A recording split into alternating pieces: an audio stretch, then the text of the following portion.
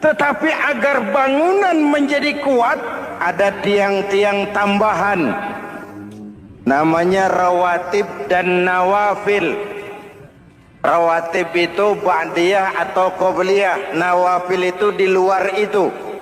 Agar bangunan menjadi kuat, dibentuk pribadi lewat sholat. Apa filsafatnya? Pertama, sholat itu simbol penyerahan total kepada Allah. Kita ini sudah kontrak.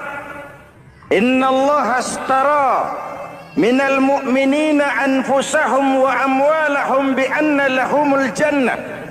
Allah telah membeli dari orang-orang mukmin diri mereka, harta mereka, bagi mereka adalah surga. Penjual kita orang beriman, pembeli Allah, dagangannya amwal dan anfus, harganya adalah surga. Jelas? Penyerahan total itu dimulai dengan takbiratul ihram. Sholli fardal isya, Allahu akbar. Arahkan mata ke tempat kita sujud. Jangan lupa kalau sudah di atas, lupa dengan yang di bawah. Sudah jadi genteng, petatang peteteng di atas. Lalu bilang, merasa capek sendiri, kata genteng kepada tiang. Tiang, kamu sih enak, kata genteng. Saya setengah mati di atas. Kehujanan, kepanasan, kadang-kadang anak-anak nakal saya disambitin. Kata tiang, saudara genteng, ngomong jangan sembarangan ya. Kamu kira kamu bisa nongkrong dan nangkring di atas, itu gara-gara siapa genteng? Kan saya yang sokong dari bawah. Kamu jadi pejabat tinggi, jadi anggota ini, anggota itu. Kami rakyat yang angkat. Jangan sudah di atas kami ditekan.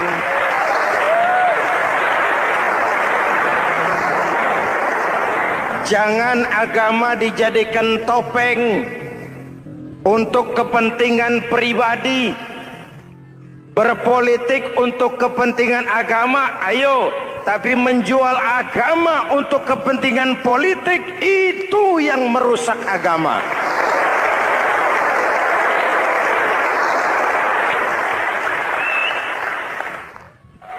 Ini kan kita lagi prihatin sedang meluncur kasus Bulog Gate 2. Innalillahi wa inna ilaihi raji'un. Kita lihat sajalah para petinggi kita sekarang bagaimana menyikapi hukum. Sebab saya dengar ada bargaining. Orang takut teriak maling sapi karena DE maling wedus.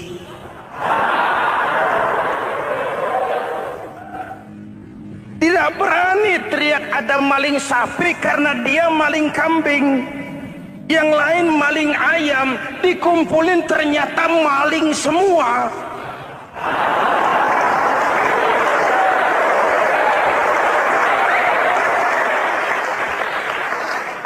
Hadirin yang saya hormati, ini melukai rasa keadilan. Oleh karena itu, sholat mengajarkan kepada kita, dalam posisi berdiri, lihat tempat sujudmu. Jangan menteleng terus ke atas. Lalu lupa dari mana kita berangkat. Itulah maknanya. Tawadhu, rendah hati, tidak melonjak angku dan sombong. Ada sebuah hadis. Rasulullah bersabda, "Idza aradallahu biqaumin khairan."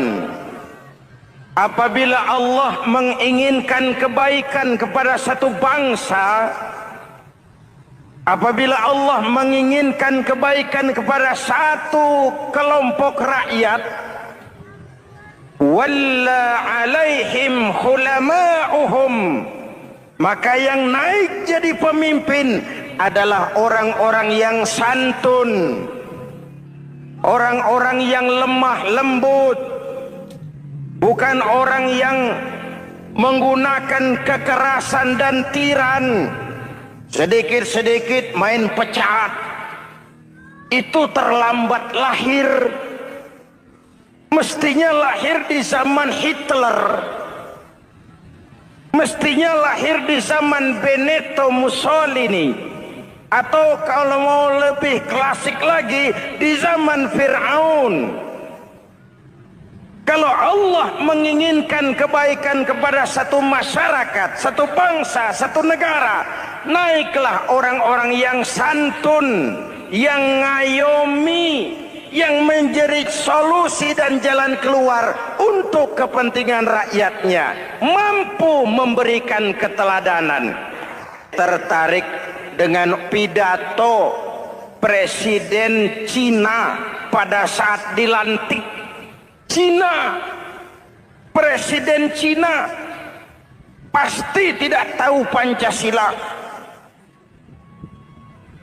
pasti tidak kenal Islam, tapi pidato pelantikannya, berikan saya 100 peti mati, yang 99 akan saya pakai buat koruptor, yang satu akan saya pakai sendiri kalau kamu lihat saya tidak benar.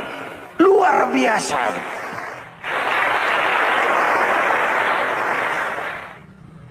Yang diperlukan sekarang ini keteladanan. Hulama'uhum, sikap ngayomi, mencari jalan keluar, bukan memamerkan kekuasaan, memamerkan kekuatan, arogansi, menghormati perbedaan. Itu ciri demokrasi. Lalu wa qada bainahum ulama'uhum, yang memutuskan hukum adalah pakarnya, ulamanya, mengambil keputusan secara profesional sehingga rakyat beroleh apa yang namanya kepastian hukum, merasa hidup terlindungi, aman dan nyaman. Lalu yang ketiga,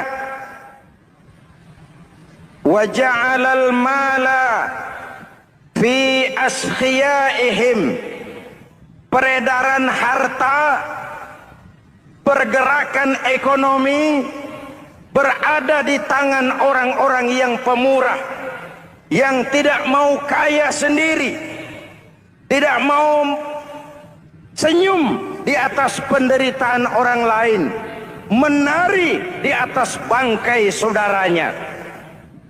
Hadirin yang saya hormati, ini cirinya.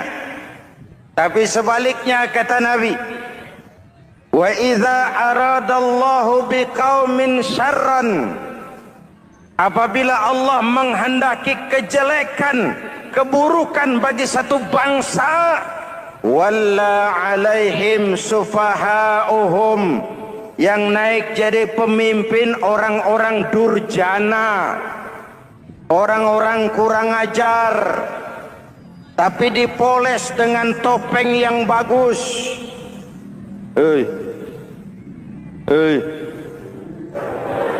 Ini musim topeng. Musim apa? Topeng. Topeng itu apa perlunya? Menyembunyikan wajah asli. Sekarang ini Dracula berwajah Arjuna. Ini musim topeng. Kita rakyat harus hati-hati dan punya filter, mampu memilah dan memilih.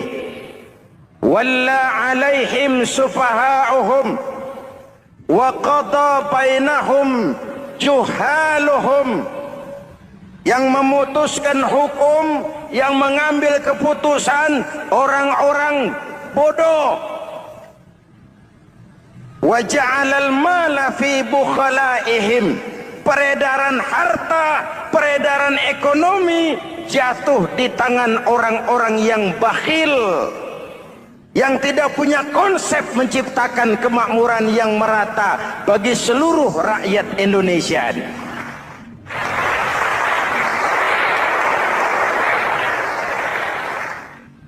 Oke, kita kembali kepada tiang.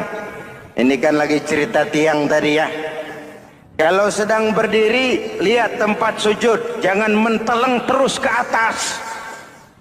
Terserang penyakit tamak bin rakus alias serakah. Nah, selesai. Anggota badan yang paling terhormat ini kepala. Ketika sujud, sama rendahnya dengan telapak kaki. Allahu Akbar, yang besar cuma Allah. Apa bedanya saya dengan saudara? Tidak ada, kecuali saya ngomong saudara dengerin. Kita sama-sama beribadah, sama-sama mencari nilai tambah di hadapan Allah.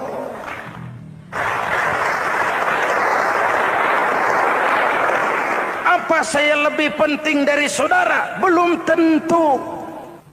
Apa saya lebih hebat dari saudara? Belum tentu. Perasaan lebih penting, lebih hebat, lebih jago setan. Jelas? Ayo tundukkan kepala. Dia sama rendahnya dengan telapak kaki kita. Yang besar cuma Allah. Allahu Akbar. Lalu diakhiri dengan menebarkan salam. Assalamualaikum warahmatullah. Assalamualaikum warahmatullah. Menebarkan salam, mewujudkan rasa aman, damai, bukan menimbulkan keresahan. Hadirin yang saya hormati, ini karakteristik kita. Selesai sholat, kembali ke masyarakat, ajaran salam diterjemahkan. Apa? Rasulullah sallallahu alaihi wasallam bersabda, "Ufsus salam, wasilul arham, wa at'imut ta'am, wa sallu bil laili wan nas niyam, tadkhulul jannata bisalam." Pertama, ufsus salam, tebarkan salam. Tebarkan salam itu bukan cuma kalau ketemu orang assalamualaikum, assalamualaikum. Iya, itu zahirnya. Tetapi hidup di tengah masyarakat memberikan rasa aman, rasa damai, menjadi pengayom bagi lingkungan, menjadi rahmah bagi semesta. Dalam Islam jangankan manusia, binatang saja dilindungi kok. Betul? Betul?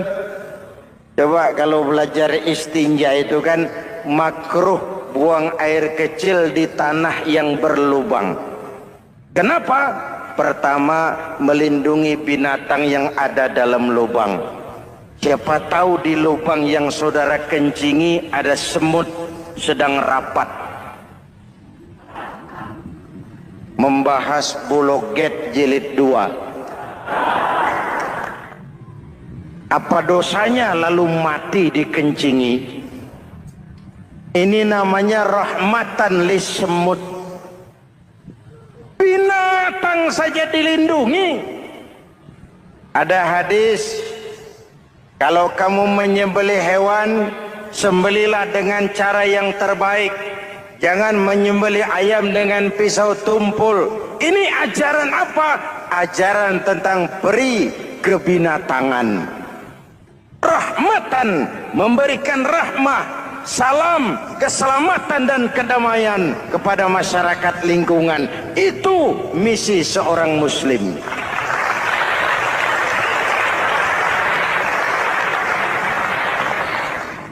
Hadirin hadirat ma'asyiral muslimin yang saya cintai,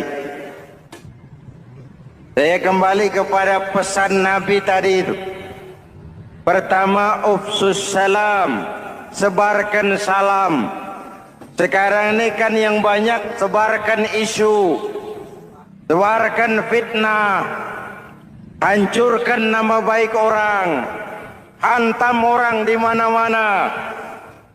Padahal yang diajarkan ufsus salam, sebarkan perdamaian, bukan permusuhan.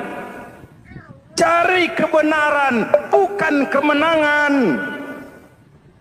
Lalu yang kedua, wasilul arham, sambungkan silaturahmi, tegakkan semangat kekeluargaan dan persaudaraan. Karena kita sudah diikat dengan tali akidah. Mari kita saling bertanya setelah lewat hari-hari yang dimana kita seperti saling berhadapan, seperti tercabut dari akar budaya kita sebagai bangsa.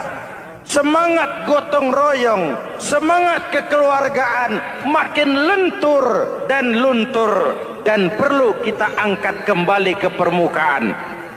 Silul arham, sambungkan semangat silaturahmi. Wa at'imut ta'am, berikan makan orang-orang yang kelaparan, mempunyai kepekaan dan kepedulian. Jangan menari di atas penderitaan orang, jangan tersenyum di atas isak tangis tetangga.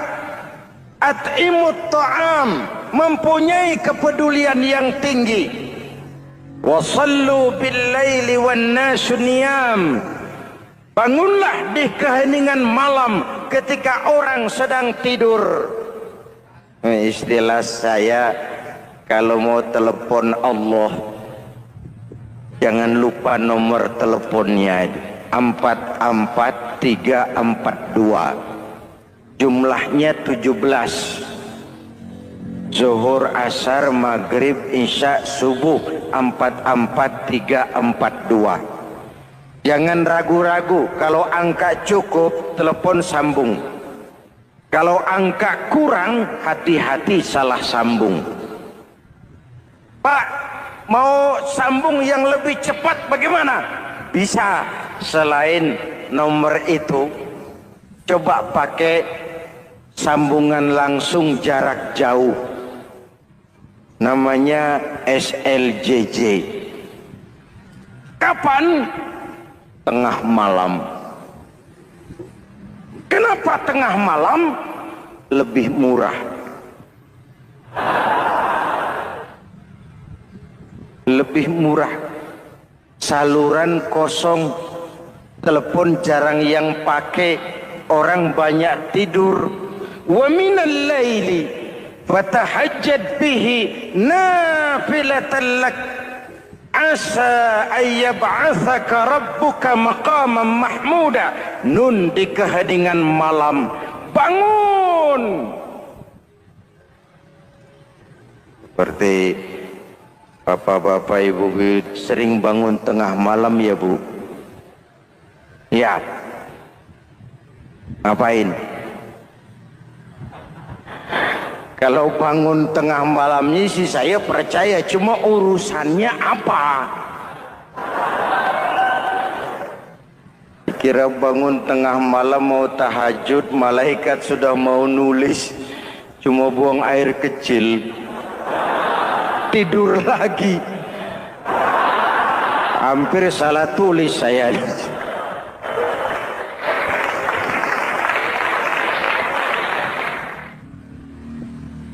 Baik, fondasi sudah Pak. Tiang siap. Lalu apa lagi? Rumah itu supaya ada batas, perlu pagar, dinding, tembok. Yang jadi batas, dinding, tembok, puasa. Asyamu junnatun, puasa adalah dinding, benteng yang menyelamatkan manusia jangan sampai menyentuh wilayah lain. Ada batas-batas dan norma yang diindahkan. Selesai, tembok, dinding, selesai. Pagar, selesai. Lah rumah itu supaya bersih, kan harus ada kamar mandi, jendela, pintu, yang fungsinya membersihkan zakat. Kalau dia zakatul mal, dia bersihkan harta kita. Kalau dia zakatul fitrah, dia bersihkan jiwa kita. Kalau dia zakatul tijarah, dia bersihkan bisnis kita. Kalau dia zakatul ma'adin, dia bersihkan barang tambang kita. Karena itu